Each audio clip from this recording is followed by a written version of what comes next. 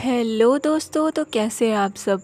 Last part में हमने देखा था कि पोस्टर्स ऑलरेडी छप चुके थे। अब वो क्या ही कर सकता है। ऑल्सो डॉबिन उसे याद दिलाता है कि उसके प्रमोशन के लिए उसे उस लड़की को ढूंढना बहुत जरूरी है। ऑल्सो वो उसे कुछ रिलेशनशिप एडवाइजेस भी देता है, लाइक तुम्हें कपल टी शर्ट पहननी चाहिए, एक दूसरे को समझना चाहिए, ये सब। जूवन तब अपने घर जाता है तो किम जुंग को दूसरे घर के दरवाजे के सामने देखकर एकदम से शॉक्ड हो जाता है और वो समझ चुका था कि वो चोरी करने के लिए घुसी थी और जो टॉय उसने चोरी किया था वो उसको फेंक देता है। बट किम जुंग ने वो जूवन के लिए चोरी किया था बिकॉज उसने जूवन का एक टॉय तोड़ दिया था ना, इसीलिए। देन वो उसकी टी शर्ट पहन के आती है और बोलती है कि तुम्हें भी मेरी टी शर्ट पहन लेनी चाहिए, मीन्स हमें कपल टी शर्ट पहननी चाहिए। तो ना चाहते हुए भी जूवन को वो पहननी पड़ती है और वो उसे बिल्कुल भी पसंद नहीं आई थी। देन वो उससे बोलता है तुम एक चोर हो लेकिन फिर भी मुझे तुम्हारे लिए बहुत कुछ करना पड़ रहा है। देन वो उससे फोटोज लेने के लिए बोलती है। देन वो उससे पूछता है कि तुमने ये चोरी करना कहाँ से सीखा है, तुम इतनी एक्सपर्ट कैसे बनी हो और तुम अपने स्टूडेंट्स को भी यही सिखाती हो। तो वो कहती है हाँ, चोरी करना बहुत ईजी है, मैं तुम्हें सिखा सकती हूँ, बस तुम्हारे अंदर सीखने की इच्छा होनी चाहिए और कॉन्फिडेंस मेन होता है। तुम चिंता मत करो, मैं तुम्हें जल्द ही सिखाऊंगी। नेक्स्ट डे कांग फिर से उसी लड़की के बारे में बताता है कि उसने क्या क्या चोरी किया है, जिसमें एक बहुत एक्सपेंसिव और रेयर डायमंड था। साथ ही उसने किसी का डॉगी भी चुराया था जिसकी वैल्यू बहुत हाई है, बट वो डॉगी को नहीं बेच सकती है बिकॉज उसके पास ऑनर का फॉर्म ही नहीं है। देन बॉस उन सबसे उस लड़की को ढूंढने के लिए बोलता है बिकॉज अब उसे वो लड़की किसी भी हाल में चाहिए। और किम जुंग अपने सारे स्टूडेंट्स के साथ बार में ड्रिंक करने के लिए गई थी जो कि क्लोज था, बट वो किसी तरह अंदर घुस गए। तो उनमें से एक लेडी पूछती है क्या वो पुलिस वाला बंदा अभी भी आपके साथ है। तो वो कहती है हाँ, बट अब मुझे उसके साथ कंफर्टेबल फील होने लगा है, मैं उसका वेट करती हूँ कब वो घर वापस आए। सभी पुलिस वाले उसे ढूंढने के लिए जाते हैं तो जूवन उसके पास फटाफट से कॉल कर देता है। तो वो घबराती नहीं है बल्कि अपने सभी स्टूडेंट्स को रेडी होने के लिए बोलती है। पुलिस वालों से पहले वहाँ पे जूवन पहुंच चुका था, तभी सारे पुलिस वाले आते हैं, बट उन सभी ने कॉस्ट्यूम्स पहन ली थी तो वो उन्हें नहीं पहचान पाते हैं। बट फाइनली वो किम जुंग को देख लेते हैं। तो किम जुंग जूवन का हाथ पकड़ती है और फटाफट से वहाँ से भाग जाती है। वो सभी उसका पीछा करते हैं, वो भागती है, पीछा करते हैं एंड फाइनली वो उसे चारों तरफ से घेर लेते हैं। तो एक बार के लिए वो सोचती है कि उसे सरेंडर कर देना चाहिए, बट उसके स्टूडेंट्स अभी जिंदा हैं, राइट। तो वो जूवन को रेडी होने के लिए बोलती है और नोटिस करती है उसका कोई स्टूडेंट कार लेकर आ रहा है। देन वो कार के गेट को ओपन करता है और वो चलती कार में दोनों उसमें फिट हो जाते हैं और पुलिस वाले उसे फिर से नहीं पकड़ पाते हैं। देन वो अपने स्टूडेंट्स को कांग्रेचुलेशंस बोलती है एक एक्सपर्ट बनने के लिए। नेक्स्ट सीन में कांग सभी को बता रहा होता है कि किम जुंग का जो पार्टनर है उसकी हाइट कुछ जूवन की तरह है। तो वो एकदम से घबरा जाता है। उसके फुट साइज कुछ जूवन के जितने ही होंगे और उसका फेस स्ट्रक्चर भी आई थिंक जूवन के जैसा ही है। मीन्स हम ये बोल सकते हैं वो बंदा लगभग जूवन के जैसा ही है। हमें उसके पोस्टर्स भी अलग अलग जगह लगवा देने चाहिए। एंड फाइनली उसके पोस्टर्स भी लग जाते हैं। तो वो किम जुंग के ऊपर गुस्सा कर रहा होता है और बोलता है देख लिया तुमने, तुम्हारी वजह से मैं भी खतरे में हूँ, अब मैं क्या करूँगा, सिर्फ और सिर्फ तुम्हारी वजह से मुझे ये सब कुछ झेलना पड़ रहा है, अब मेरा क्या होगा तुम ही बताओ। तो वो कहती है तो मैं पुलिस को सरेंडर कर देती हूँ, इसमें क्या प्रॉब्लम है। तो वो कहता है अगर वो तुमसे पूछेंगे तुम्हारा पार्टनर कौन है तो।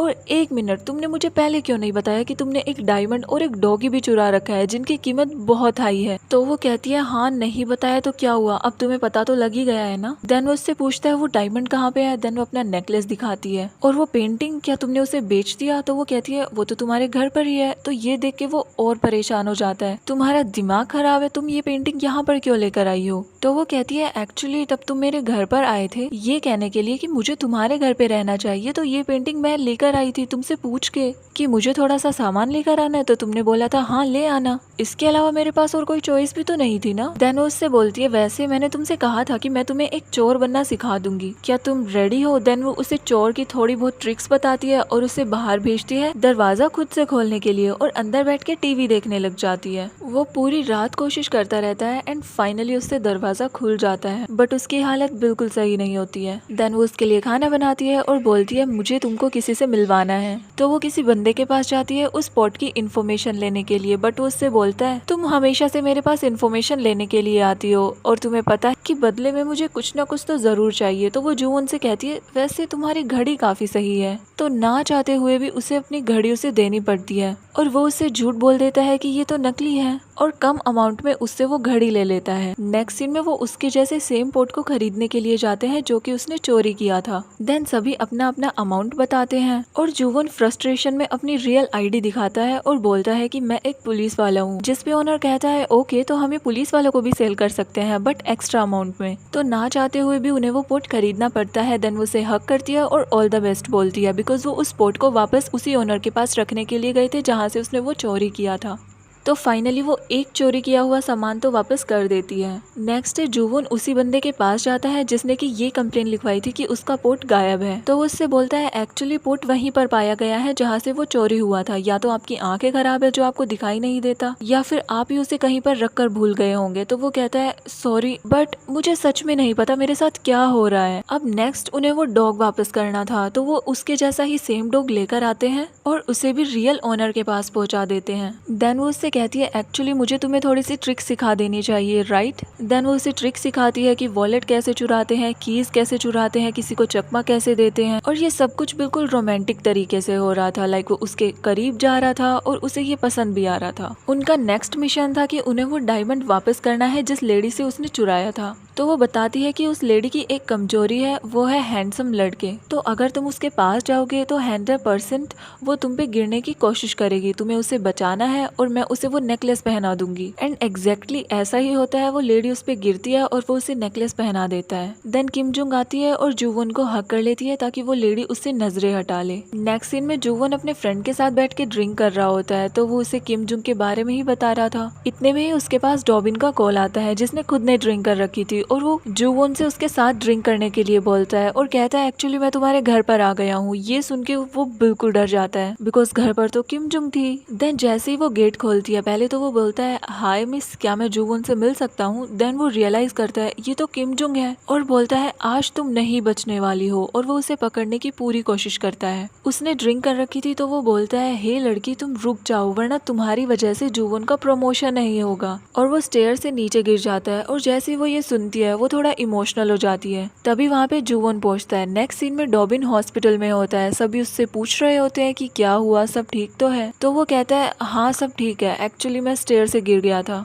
और मुझे कुछ ध्यान नहीं है मेरे साथ क्या हुआ। देन सभी के जाने के बाद जुवन उससे बोलता है क्या तुम सच में भूल गए हो तुम्हारे साथ क्या हुआ था। तो वो उससे कहता है देखो जुवन, मैं नहीं चाहता कि तुम्हारा प्रमोशन रुके, तो तुम उस लड़की को पुलिस के हवाले कर दो, और तुम्हारा तो सबसे बड़ा ड्रीम यही था ना कि तुम्हारा प्रमोशन हो, तो फिर तुम ऐसा क्यों कर रहे हो। जुवन के घर से किम जुंग जा चुकी थी तो वो उसी बंदे के पास जाता है जिससे किम जुंग ने उसे मिलवाया था। तो वो उसे उसका एड्रेस देता है कि उसे किम जुंग कहाँ पे मिल सकती है। ऑल्सो उसे वो ये भी बताता है कि तब वो 7 साल की थी, उसके डैड एक्सपायर हो गए थे और वो मुझसे अपने डैड को मांगने के लिए आई थी। तो मैंने उससे कहा था कि अगर तुम मुझे चोरी करके ला के दोगी तो मैं तुम्हारा डैड तुम्हें वापस कर दूंगा। इसी वजह से उसने चोरी करना स्टार्ट किया था और आज वो एक एक्सपर्ट चोर बन चुकी है। देन वो उस मैन के बताए गए एड्रेस पे जाता है और उसे वहाँ पे किम जुंग मिलती है। तो वो कहता है ओह तो ये है तुम्हारा बंगलो।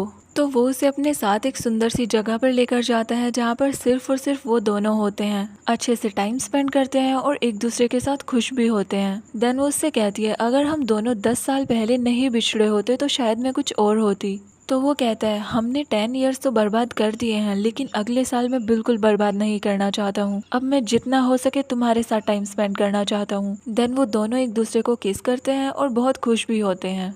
ऑल्सो वो किम जुंग के लिए एक फेक पासपोर्ट भी बनवाता है। देन हम देखते हैं बॉस और टीम के सभी मेंबर्स बैठ के मैच देख रहे होते हैं और जुवन और किम जुंग वो दोनों भी मैच देखने के लिए गए थे। तो टीवी पे जैसे ही वो दोनों आते हैं कांग कहता है ये तो किम जुंग है और ये बंदा तो बिल्कुल जुवन के जैसा दिख रहा है, जिस पे डोबिन कहता है तुम्हारी आंखें खराब हो चुकी हैं। बट फाइनली उन्हें रियलाइज हो चुका था कि वो लड़का कोई और नहीं बल्कि जुवन ही है। तो बॉस उन दोनों को पकड़ने के लिए बोलता है और सभी रेडी हो जाते हैं उन्हें पकड़ने के लिए। उसी साइड जुवन उसे फेक पासपोर्ट देता है और बोलता है कि अब तुम्हारा जाने का टाइम हो चुका है। देन वो रिंग निकालता है और बोलता है कि 10 साल पहले मैंने ये तुम्हारे लिए खरीदी थी। वो उसे भी पहनाता है और खुद भी पहनता है। तो वो बहुत खुश हो जाती है और बोलती है मेरा जाने का बिल्कुल दिल नहीं कर रहा है। तो वो कहता है जेल में रहने से अच्छा है कि तुम दूर जाकर अपनी एक अच्छी लाइफ जियो। देन वो उसे हक करती है और इमोशनल हो जाती है एंड वो दोनों बहुत इमोशनल होते हैं। तो जुवन के पास डॉबिन कॉल कर देता है कि वो सभी तुम्हें पकड़ने के लिए आ रहे हैं। तो वो उसे फटाफट वहाँ से लेकर जाता है।